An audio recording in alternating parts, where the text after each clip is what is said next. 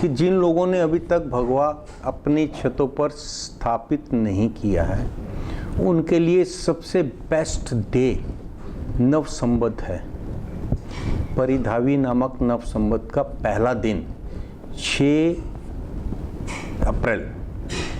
अप्रैल से ही हमारे नवरात्रे स्टार्ट होते हैं। तो मैं विधि बताता हूँ। देखिए, जिन लोगों के छतें अपनी हैं तो वो छत पर जो पानी की टंकी है उसका जो लोहे का पाइप है उसके साथ में लोहे के पाइप में 11 फुट ऊंचे में 1.25 मीटर या 2.25 मीटर लंबाई का भगवा लगाएं। भगवा जो है सात्विकता का वो है, इसे क्या बोलते हैं, घोतक। ये कलर जो है सात्विकता देता है, बड़ी पॉजिटिव एनर्जी देता है। और ब्रह्म मुहूर्त में जब देवता लोग आकाश मार्ग से भ्रमण करते हैं तो जहाँ पर सात्विकता का प्रतीक उनको नज़र आता है तो वहाँ पे वो पॉजिटिव एनर्जी देते हैं। अगर आपके घर में, आपके परिवार में बीमारी है, कलह क्लेश है, आपके परिवार में, घर में बरकत नहीं है, आपस में वाद विवाद ज़्यादा होता है, तो आप इसको लगाकर देखिए। तुरंत आपको पॉजिटिविटी के कारण आपके घर की एनर्जी चेंज हो जाएगी।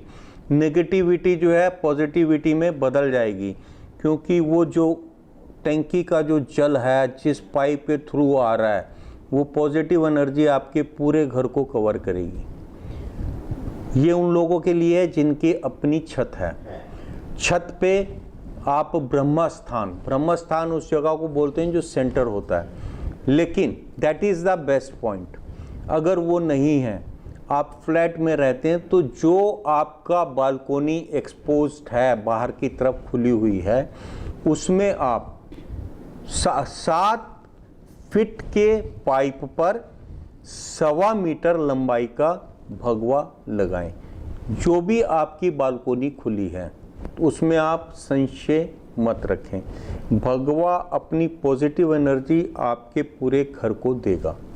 उसके दर्शन भी आप एक बार अपनी छत पर जाकर चारों तरफ निगाह दिखाएं, और अगर आपको चारों तरफ भगवा नज़र आता है तो उससे आपको इतनी पॉजिटिविटी मिलेगी, आपके शरीर में अलग ही एनर्जी आएगी जिससे नेगेटिविटी ख़त्म होगी, आप डिप्रेशन के शिकार से बाहर आएंगे।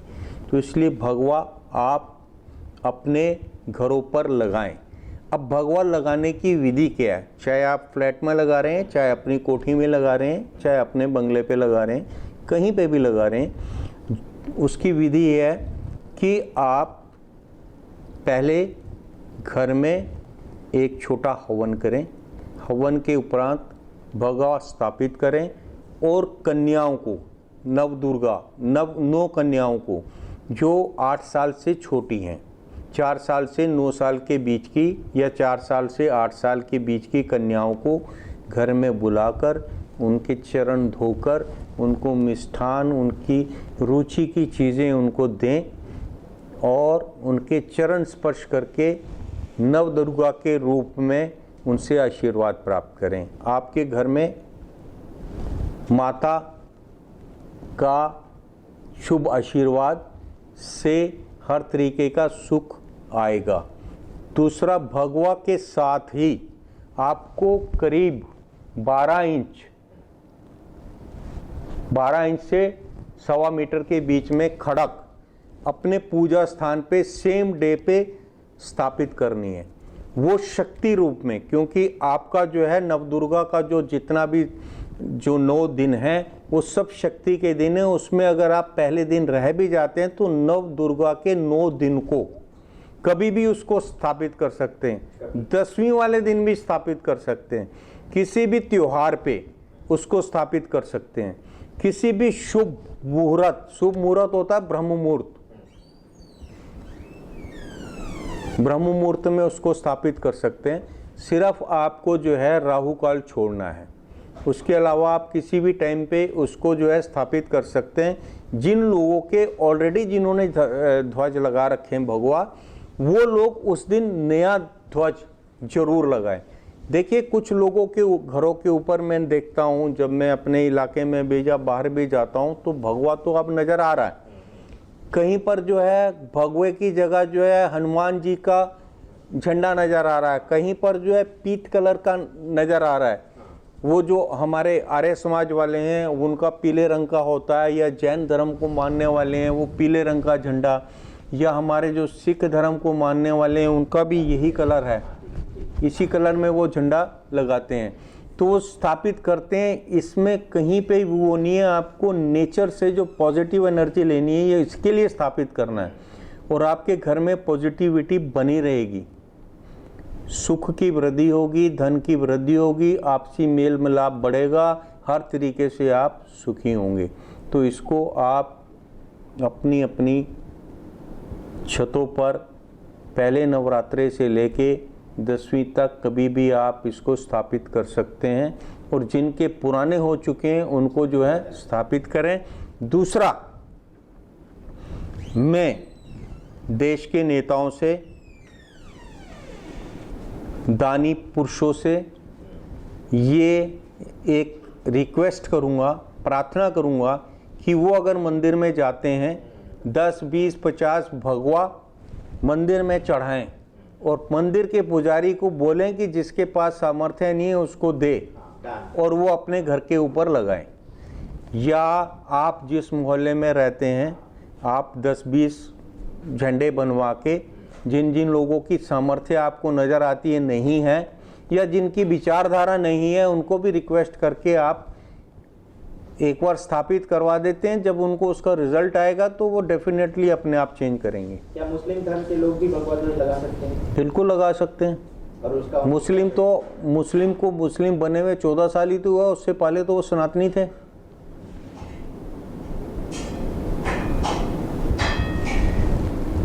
आप ये बताइए, सूर्य की रोशनी, चंद्रमा की ठंडक को सब लेते हैं नहीं लेते? इस हवा को सब लेते हैं कि नहीं लेते? जल को हम सब ग्रहण करते ही नहीं करते? तो ये नेचर की चीज़ें हैं, इसमें धर्म कहाँ से आ गया? जी, अगर उनको सुख संपन्न, आपको सात्विकता चाहिए, पॉजिटिविटी चाहिए, तो हाँ, ये कलर जिहाद का कलर नहीं है। जी श्री संत बेतरा अशोक जी, तो इस जानकारी के लिए आपका बहुत बहुत धन्यवाद। और इसी के साथ साथ हम आपसे ये भी जानना चाहेंगे कि बहुत सारे दर्शक ये कहते हैं कि उनके पास स्थान की कमी है, स्थान का अभाव है, और जिनके पास छत ना हो, सिर्फ बालकनी हो, या फिर मान लीजिए कि जिनके पास बालकनी भी ना हो, ऐसे दर्शक भगवा ध्वज कहाँ लगा सकते हैं? तो वो अपनी पूजा के स्थल पे, जहाँ अपने आप मंदिर बना रखा है, वहाँ पे उसको स्थापित कर सकते हैं। दर्शन जरूरी है डेली। तो हम आशा करते हैं कि 9 संवत पे हमारे सभी दर्शक इस प्रकार का कार्य करेंगे। और 9 संवत की एक बार पुनः आपको भी शुभकामनाएं, और हम चाहेंगे आप दर्शक। मैं अखंड मंथन के समस्त दर्शकों को नव संवत की मेरी तरफ से हार्दिक शुभकामनाएं। सब लोग फले फूलें, खुश रहें, आनंदित रहें, और आपकी मनोकामनाएं पूर्ण हो। और ये भी राष्ट्र हित में, देश हित में कार्य करें। राष्ट्र हित और देश हित के विरुद्ध ना जाएं। अगर कोई जाता है तो उस पर पूरी चौकसी रखें, और अगर कोई गलत करता है तो उस पर कार्रवाई कानूनी करवाएं।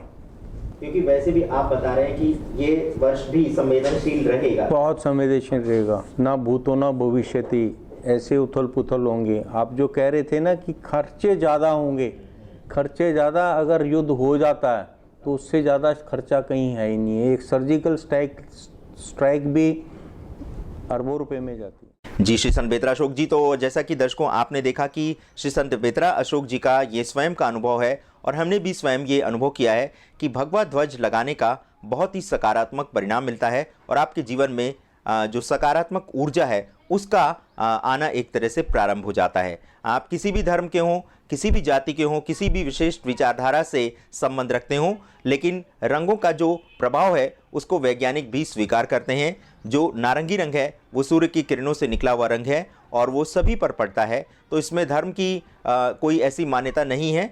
यदि आप अपने जीवन में सकारात्मक ऊर्जा का प्रवेश चाहते हैं तो आप भगवा ध्वज अपने घर की छत पर आरोपित करें, चाहे वो आप हिंदू धर्म के मानने वाले हों, या मुस्लिम धर्म हो, या फिर ईसाई धर्म के मानने वाले हों।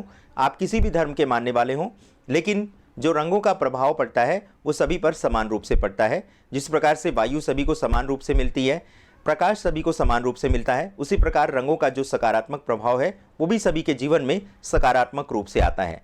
तो इसमें धर्म की बात को एक तरह से एक पीछे रखते हुए, यदि आप मुस्लिम धर्म के भी हैं और आप अपने जीवन में सकारात्मक ऊर्जा का संचार चाहते हैं तो आप अपने घर की छत पर भगवा ध्वज लहरा सकते हैं। सनातन परंपरा सबसे प्राचीन परंपरा है और भारतीयता का उदय भी सनातन परंपरा से हुआ है।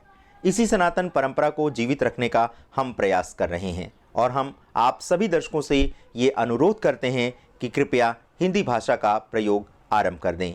कम से कम दैनिक बोलचाल की भाषा में आप हिंदी भाषा का प्रयोग करें।